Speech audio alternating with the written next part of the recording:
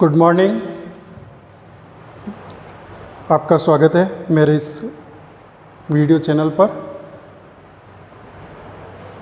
अपन ने पिछली बार एडवर्टाइजमेंट के बारे में सीखा था और फिर इस टॉपिक को अपन रिपीट कर रहे हैं। एडवर्टाइजमेंट में एक बिंदु आपने क्लियर किया था, मैट्रिमोनियल। मैंने 6 पॉइंट बताए थे आपको कि 6 पॉइंट पे एडवर्टाइजमेंट चलता है। तो चलिए आज अपन एक नया पॉइंट एडवर्टाइजमेंट में सीखते हैं। और पिछले जो टॉपिक था मैट्रिमोनियल का, उसमें आपने काफ़ी अच्छी प्रैक्टिस की होगी और मैं सोचता हूँ कि प्रैक्टिस होनी चाहिए। घर बैठे हैं, समय हमारे पास में, तो उसका उपयोग करना चाहिए। और दूसरी बात, प्रैक्टिस भी अभी, क्योंकि ये लेज़र टाइम है, लेज़र टाइम का यूज़ कीजिए। 24 आवर्स आप उसका टाइम टेबल बना करके सही तरीके से यूज़ कीजिए। तो गाइस, एक टॉपिक अपन एडवर्टाइजमेंट में सीख रहे हैं। मैट्रिमोनियल आपका क्लियर हो गया होगा क्योंकि उसमें कुछ पॉइंट देने थे। किसी प्रकार का मैट्रिमोनियल हो, ब्राइड का हो, ग्रूम का हो, तो उसमें कौन कौन से सेलेक्टेड पॉइंट्स देने हैं वो सीखना था। अब चूंकि मैट्रिमोनियल का दूसरा पॉइंट ले रहे अपन, वो है job vacancy. Job vacancy, job vacancy, या इसको ऐसे भी लिख सकते हैं, सिचुएशन वैकेंट। सिचुएशन वैकेंट, या फिर इसको ऐसे लिख सकते हैं, सिचुएशन वांटेड। सिचुएशन वांटेड, इनका मीनिंग क्या है, क्या अर्थ हुआ इनका? जो वैकेंसी, सिचुएशन वैकेंट या सिचुएशन वांटेड। पहले अपन ने डिस्कस किया था कि एडवर्टाइजमेंट में 2 पॉइंट इंपॉर्टेंट है। फर्स्ट ऑफ ऑल, मोस्टली किसके लिए होते हैं? वांटेड, चाहिए, कोई चीज़ चाहिए, इसके लिए क्या करते हैं? एडवर्टाइज करते हैं। और मैं सोचता हूँ कि सिचुएशन वांटेड, सिचुएशन वांटेड में आपको किसी संस्था को, इसका मतलब पहली चीज़ क्या आ रही है, किसी इंस्टीट्यूशन का नाम भी होना चाहिए। इंस्टीट्यूशन, किसी संस्था का, किसी ऑर्गेनाइजेशन का, संस्था हो या ऑर्गेनाइजेशन हो, कोई संस्था हो या ऑर्गेनाइजेशन हो। पहली चीज़ तो ये कि ऑर्गेनाइजेशन का नाम होना चाहिए। यदि ऐसा देना है तो कैसे?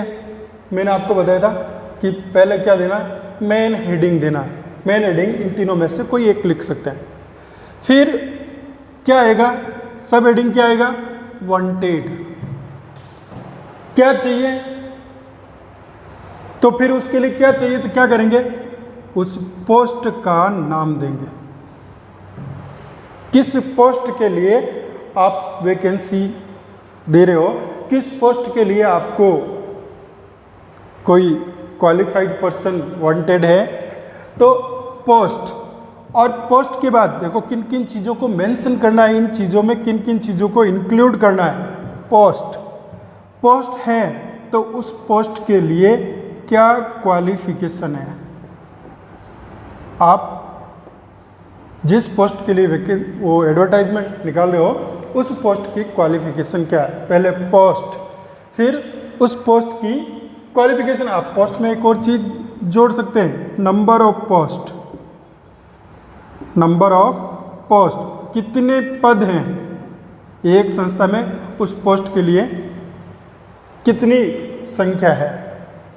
किसी स्कूल में टीचर चाहिए तो may be possible that teacher more than 1, 10 चाहिए, 2 चाहिए, 1 चाहिए, वो पोस्ट का आपको वर्णन देना। फिर क्वालिफिकेशन, एग्जाम्पल लिया है कि टीचर का आपको एडवर्टाइजमेंट निकालना है तो क्या होगा कि पोस्ट लिखा और पोस्ट में टीचर का क्वालिफिकेशन क्या है। टीचर की क्वालिफिकेशन जिस पोस्ट का आप दे रहे हो, यहाँ पे आपने कलर दिया है तो कलर का क्वालिफिकेशन क्या है, आपने टीचर दिया है तो टीचर का क्वालिफिकेशन क्या है, कहीं पे किसी हॉस्पिटल में डॉक्टर के लिए आपने एडवर्टाइजमेंट निकाला तो डॉक्टर की क्वालिफिकेशन क्या है, किसी संस्था में, किसी इंस्टीट्यूट में, किसी ऑर्गेनाइजेशन में अकाउंटेंट के लिए आपने एडवर्टाइजमेंट निकाला है तो उसके लिए क्वालिफिकेशन क्या है। आपके माइंड में उस पोस्ट के लिए जो क्वालिफिकेशन है वो होनी चाहिए।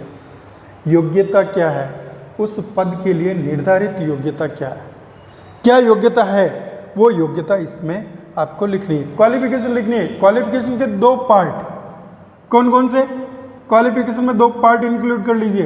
एक तो एकेडमिक क्वालिफिकेशन,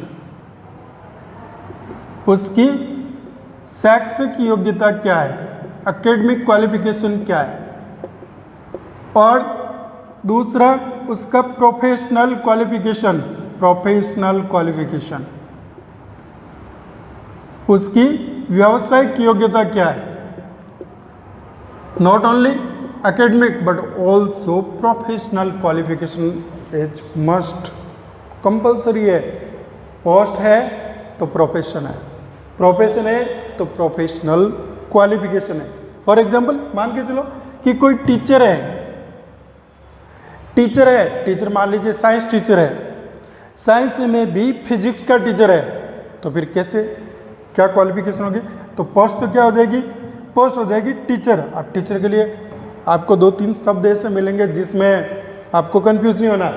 टीचर के लिए लेक्चरर शब्द भी लिख सकते हैं, LECTURER, लेक्चरर, व्याख्याता। टीचर को टीचर भी लिख सकते हैं, टीचर।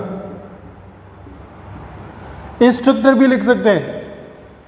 तो अब कौन सा टीचर, यहाँ पे आएगा lecturer in physics, physics lecturer, physics. अब फिजिक्स का लेक्चरर, तो एक सब्जेक्ट दिया, अब इस सब्जेक्ट का क्वालिफिकेशन लिखना आपको। तो पहले तो एकेडमिक क्वालिफिकेशन देखो, लेक्चरर है, टीचर की नॉर्मल क्वालिफिकेशन क्या होती है, हो सकता है कि टीचर ने ग्रेजुएशन की हो, तो ग्रेजुएशन की है तो बैचलर डिग्री की है, आर्ट्स में की है तो BA, साइंस में की है तो BSc, कॉमर्स में की है तो BCom। ये तो है एकेडमिक क्वालिफिकेशन, ये एकेडमिक क्वालिफिकेशन। और इसके बाद professional qualification B.Ed, bachelor of education, BA, B.Ed, BSc, B.Ed, BCom, B.Ed। ये एक टीचर की क्वालिफिकेशन है, प्रोफेशनल क्वालिफिकेशन है B.Ed। ये B.Ed क्या है, प्रोफेशनल क्वालिफिकेशन, लेक्चरर की भी है और टीचर की भी है। अब लेक्चरर है तो उसकी योग्यता होती है कि वो PG होना चाहिए। PG का मतलब क्या, post graduate in the certain subject, उस सब्जेक्ट का PG होना चाहिए। तो यहाँ पे क्या करेंगे, यदि आर्ट्स में PG है तो MA, साइंस में PG है तो MSc, कॉमर्स में PG है तो MCom, बस, और B.Ed। MA आर्ट्स में कोई सब्जेक्ट है तो MA ब्रैकेट में लिख देंगे English, MA economics, MA political science, और आगे क्या देंगे, प्रोफेशनल क्वालिफिकेशन B.Ed। B.Ed हो सकता है आगे और कोई क्वालिफिकेशन को इंक्रीज करे तो M.Ed, B.Ed हो सकता है, M.Ed हो सकता है।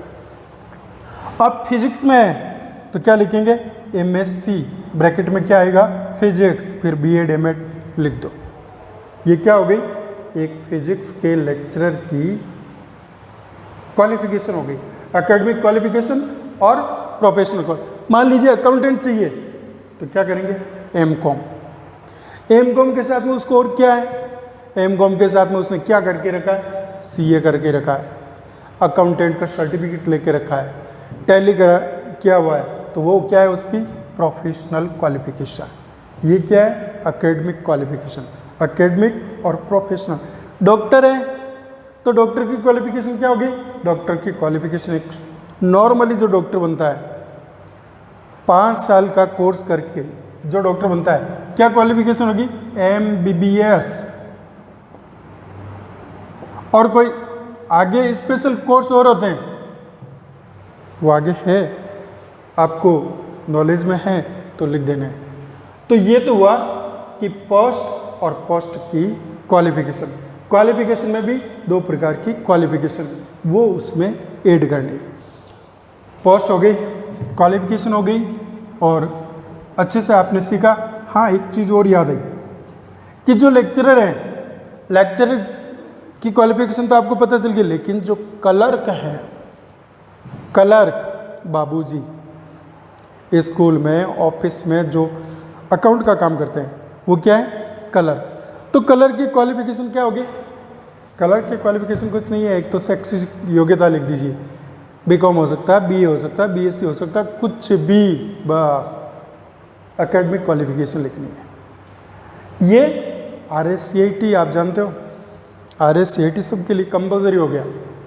तो वो RSCIT प्रोफेशनल उसकी क्वालिफिकेशन नहीं है, बट RSCIT मीन्स उसको नॉलेज है किसको? कंप्यूटर हैंडल करने का, उसको कंप्यूटर को चलाने का नॉलेज है, बस ये उसकी क्वालिफिकेशन है। इतना आने के बाद किसी संस्था को कोई टीचर चाहिए, अकाउंटेंट चाहिए, क्लर्क चाहिए, तो उसकी क्वालिफिकेशन क्या है? और क्वालिफिकेशन है तो मिनिमम उसको कितने साल का एक्सपीरियंस वाला होना चाहिए? आप जिस टीचर की डिमांड कर रहे हो, जिस पोस्ट के लिए जिस आदमी की डिमांड कर रहे हो, उसको कितने साल का एक्सपीरियंस आपको वांटेड है, अपेक्षित कितना, आप कितनी एक्सपेक्टेशन करते हैं? कम से कम उसको 3 साल का अनुभव होना चाहिए, कम से कम उसको 4 साल का अनुभव होना चाहिए। एक्सपीरियंस, एक्सपीरियंस के बाद आप एस्टिमेटेड सैलरी कितनी ऑफर करेंगे? सैलरी, इनकम कितनी दे सकते हैं? इनकम एक एस्टिमेट होता है एक, कि लगभग इतना देंगे। पर मंथ लिख सकते हैं सैलरी, पर मंथ। मान लीजिए किसी को ऑफर कर रहे हैं तो हम ऐसे ऑफर कर सकते हैं ₹15,000 पर मंथ, और पर एनम देनी है तो 2 lakh per annum. Per annum का मतलब क्या हुआ? पर मंथ, ये तो हर महीने। और ये क्या? पर एनम का मतलब क्या? एनम वार्षिक, प्रति वर्ष, 1 साल का 2 लाख रुपया। ज़्यादा डिटेल में नहीं जाना आपको, तो बस एक आइडिया लेना कि सैलरी इस पोस्ट की इतनी हो सकती है, ये सैलरी मेंशन करनी। पहला पॉइंट पोस्ट, दूसरा पॉइंट क्वालिफिकेशन, तीसरा पॉइंट एक्सपीरियंस, चौथा पॉइंट सैलरी, पांचवा पॉइंट अदर फैसिलिटीज, आप और क्या फैसिलिटी देते हैं उसको। अदर फैसिलिटीज में क्या होता है? कई बार कई इंस्टीट्यूट क्या करते हैं, उनको DA देते हैं, TA देते हैं। DA क्या? Dearness allowance. एक्स्ट्रा काम करता है आदमी तो उसको बाहर जाकर के कहीं काम कर रहा है तो TA भी देते हैं, DA भी देते हैं। और मान लीजिए नहीं देते हैं तो फिर दूसरी फैसिलिटी और क्या हो सकती है? स्कूल में आ रहा है टीचर तो उसको क्या दे सकते हैं? अकोमोडेशन फैसिलिटी दे सकते हैं। अकोमोडेशन क्या? आवास व्यवस्था। अकोमोडेशन फैसिलिटी, आवास व्यवस्था, कि उसके लिए क्वार्टर अवेलेबल है, वो स्कूल के क्वार्टर में यहीं पे रहेगा, उसके लिए अकोमोडेशन फ्री है, accommodation free of charge, accommodation available, इतना लिख सकते हैं, फ्री ऑफ चार्ज देने की जरूरत नहीं है, भले अकोमोडेशन अवेलेबल, आवासीय व्यवस्था उपलब्ध है। तो अकोमोडेशन, रहने की व्यवस्था, travelling allowance, TA travelling allowance. कई बार कई इंस्टीट्यूट जो होते हैं, बड़े अच्छे इंस्टीट्यूट होते हैं, वो क्या करते हैं? मेडिकल फैसिलिटी भी देते हैं। कहीं कोई बीमार हो गया तो उसको मेडिकल की फैसिलिटी भी अवेलेबल कराते हैं। और कई बार किसी टीचर को किसी व्यक्ति को छुट्टियां भी देते हैं, छुट्टियां भी ऑफर करते हैं, लीव्स।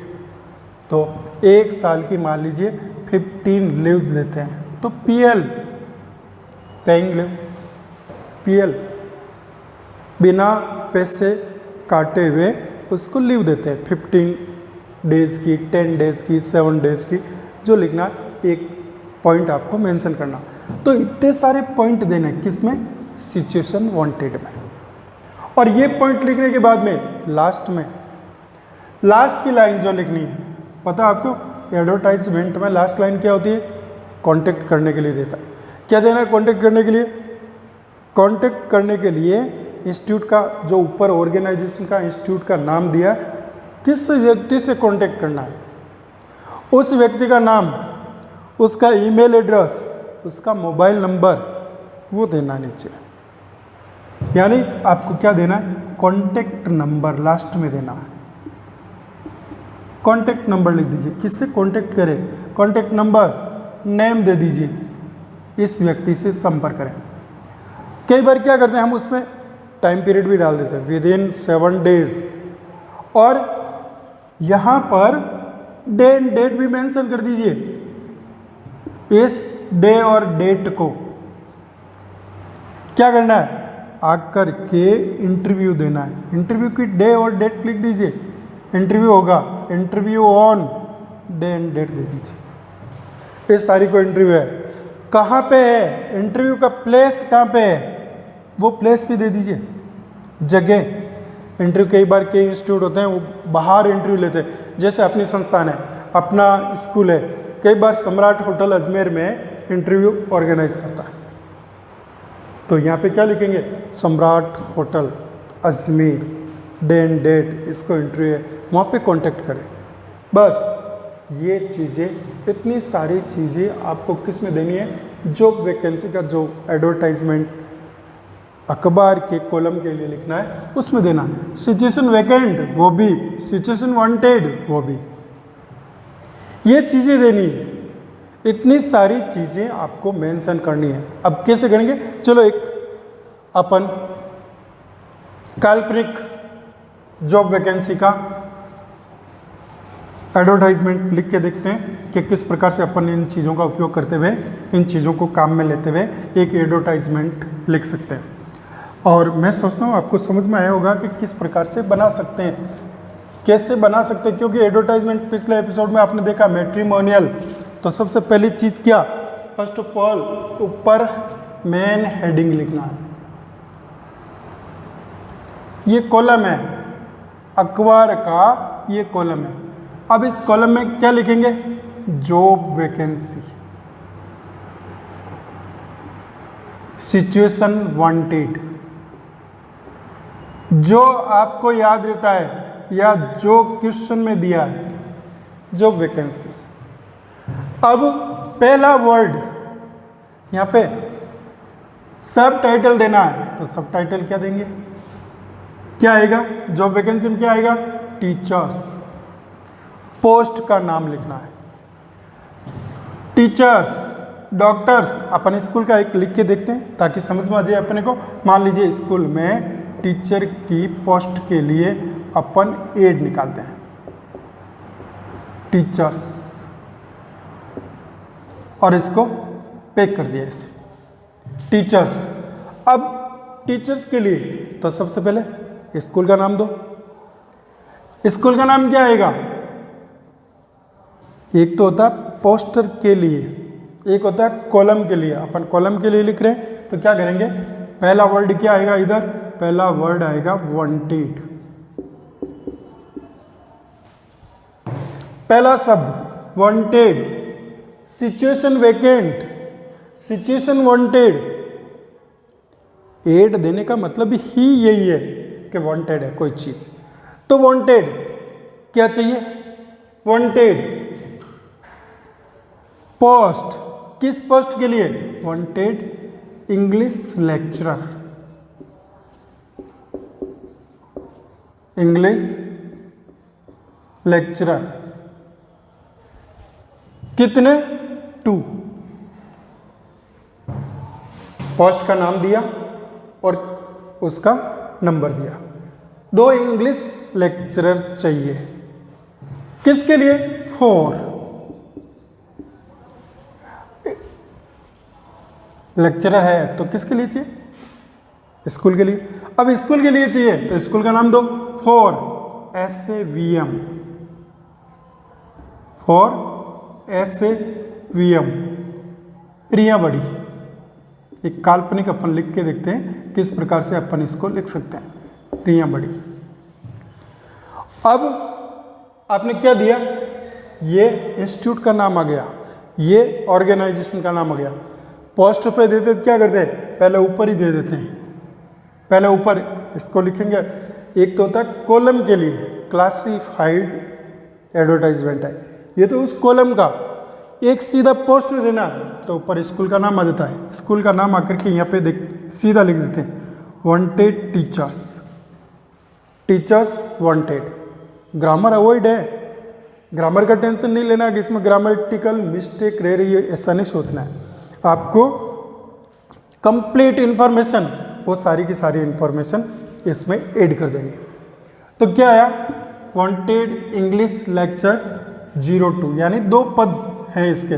फॉर SM रिया बड़ी, SAVM रिया बड़ी लिख दिया, प्लस भी आ गया। कहाँ किस इंस्टीट्यूट में चाहिए वो आपने मेंशन कर दिया। अब उसकी क्वालिफिकेशन तो इंग्लिश लेक्चरर क्या होगा? लेक्चरर है तो पोस्ट ग्रेजुएट होना चाहिए। पोस्ट ग्रेजुएट है, MA की डिग्री है, लेकिन किस सब्जेक्ट का होना चाहिए? MA इन इंग्लिश, इंग्लिश में MA होना चाहिए। ये क्या आई? उसकी क्वालिफिकेशन। कैसी क्वालिफिकेशन? एकेडमिक क्वालिफिकेशन, शैक्षिक योग्यता आई, ये शैक्षिक योग्यता है। प्रोफेशनल योग्यता तो MA इंग्लिश B.Ed, और वो क्या होना चाहिए? B.Ed होना चाहिए। फिर एक्सपीरियंस, अनुभवी चाहिए। कितने साल का एक्सपीरियंस चाहिए वो लिखना है। एक्सपीरियंस मिनिमम 3 इयर्स, 3 साल का एक्सपीरियंस चाहिए। ये एक्सपीरियंस हो गया। उसके बाद एक्सपीरियंस के बाद एक्सपेक्टेड सैलरी, सैलरी कितनी सैलरी ऑफर की जा सकती है? तो ₹20,000 पर मंथ, ये उसकी एक्सपेक्टेड सैलरी, कितने रुपए दिए जा सकते हैं। और अब आगे क्या? इसके अलावा क्या दे सकते हैं? इसके अलावा इंस्टीट्यूट क्या दे सकता है? Other facility. अदर फैसिलिटीज में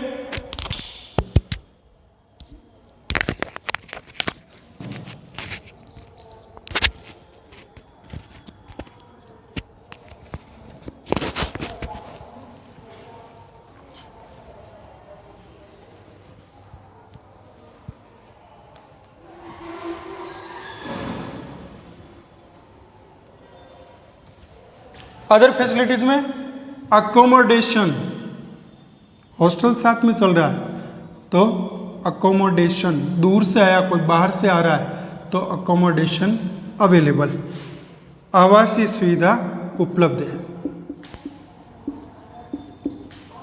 आवासीय सुविधा उपलब्ध है, अकोमोडेशन अवेलेबल। और दूसरी चीज, अब क्या करना?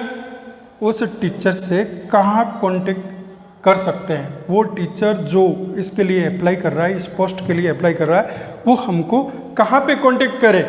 तो क्या लिखेंगे? इंटरव्यू, इंटरव्यू, साक्षात्कार ऑन, क्या लिखेंगे? Sunday, on Sunday. और क्या डेट देंगे? ऑन संडे के बाद लिखेंगे अगली डेट दे दो, on Sunday 26 July.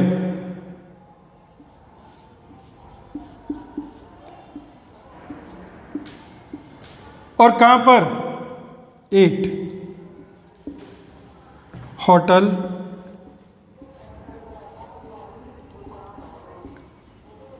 Aishwarya, Ajmer,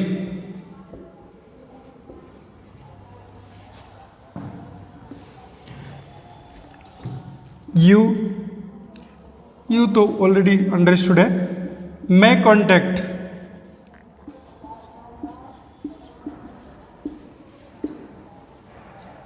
with complete biodata,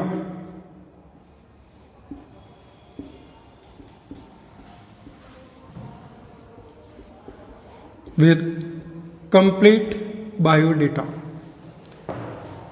आप संपर्क कर सकते हैं अपने कंप्लीट बायोडेटा के साथ।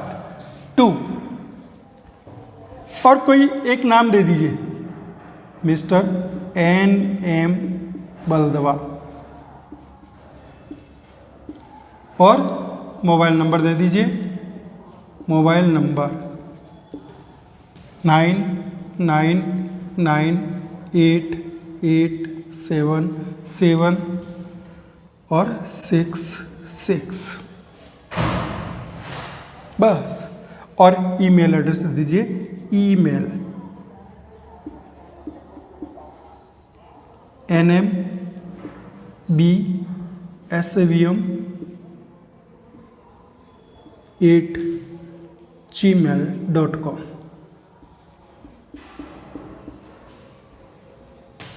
बस, it is the advertisement for the job vacancy teachers के लिए। सेम ऐसा कि ऐसा किसका एडवर्टाइजमेंट लिखना है, टीचर्स का लिखा था ऐसे लिख दीजिए, कलर का लिखा था यहाँ लिख दीजिए, यहाँ आ जाएगा colour wanted clerk UDC LDC 4, यहाँ इंस्टीट्यूट का नाम आ जाएगा, यहाँ पे इंस्टीट्यूट का नाम लिखना है। और यहाँ पर आगे जो क्वालिफिकेशन दी है वो क्वालिफिकेशन मेंशन करनी है। किस चीज़ को मेंशन करना है वो देखना आपको, कि हाँ इस चीज़ को अपन मेंशन कर सकते हैं, वो कर दीजिए। एक इस पद के लिए यहाँ पे जो पद लिखा है उसका क्वालिफिकेशन, उसको कितना मिनिमम एक्सपीरियंस होना चाहिए, सैलरी कितनी ऑफर की जा सकती है वो लिखनी है, फैसिलिटी क्या दी जा सकती है वो लिखनी है, और कहाँ पर उसको मिलना है वो जगह दे दी। और उसके बाद में ये वाली लाइन तो कंपलसरी लिखनी है, मैं contact with complete biodata to, एक नाम देना है, इसके मोबाइल नंबर देने हैं और एक ईमेल एड्रेस देना है। ईमेल एड्रेस दे दीजिए कि इस ईमेल पर आप चाहें तो अपने बायोडेटा भेज सकते हैं। तो मैं सोचता हूँ एक किस प्रकार से जॉब वैकेंसी के लिए एडवर्टाइजमेंट आपको देना है, कैसा होना चाहिए, किस प्रकार से लिख सकते हैं, आपको समझ में एक बार नहीं आएगा, बट आप प्रैक्टिस करोगे तो समझ में आएगा। आपको सेम अपने स्कूल में अकाउंटेंट चाहिए, एक एडवर्टाइजमेंट प्रैक्टिस करना, आपको अपने स्कूल में अकाउंटेंट चाहिए, उसके लिए क्लासिफाइड एडवर्टाइजमेंट का कॉलम है, उसमें एड ड्राफ्ट करना है। किसके लिए? अकाउंटेंट चाहिए। अकाउंटेंट की योग्यता क्या हो सकती है? MCOM, और क्या होना चाहिए? RSCIT, उसको नॉलेज होना चाहिए। और क्या होना चाहिए? उसको टेली किया हुआ होना चाहिए। ये उसकी योग्यता है, ये उसका पोस्ट है, इस पोस्ट के लिए, और ये क्वालिफिकेशन के लिए, और उसको सैलरी क्या देंगे वो इन चीज़ों का वर्णन करते हुए एक क्लासिफाइड एडवर्टाइजमेंट के लिए एड को ड्राफ्ट करना है। देखते हैं आपको कितना समझ में आया और क्या आपको समझ में आया होगा। वापस आप ऐसा लिख करके जो अपना ग्रुप है उस ग्रुप में मेरे से कांटेक्ट कर सकते हैं। कहाँ पे आपको प्रॉब्लम आ रही है उस ग्रुप में मेरे को पूछ सकते हैं, सो दैट आपका एक्सपीरियंस, आपकी प्रॉब्लम सब ग्रुप के साथ में सॉल्व हो जाए। Till then bye, best of luck, see you again in the next episode. Thank you.